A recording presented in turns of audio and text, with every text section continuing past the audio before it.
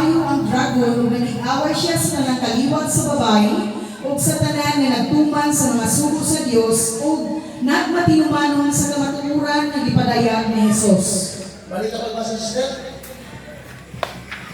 Bisisiti na pungod pag-ayo ang dragon ug nag-away siya sa tanang Babae! Away! Balik ka ha! Napungod pag-ayo ang dragon. Pangutana. Kinsa man tong dragon? Hindi sa puro, kinsa man tong dragon? Ang yawa! Kinsa yung kaaway? Ang Ang babae, babae, kinsa man ang babae, ana? si Maria. Ato balik ko, pagbasa sa versikulo 1. Nagtawa ninyo ha? Bisan sa langit, nakikaway ang babae ng dragon. Kinsa lang ang babae? Versikulo 1, 12. unya nagpakita usa ka dakong tilimanon didto sa langit.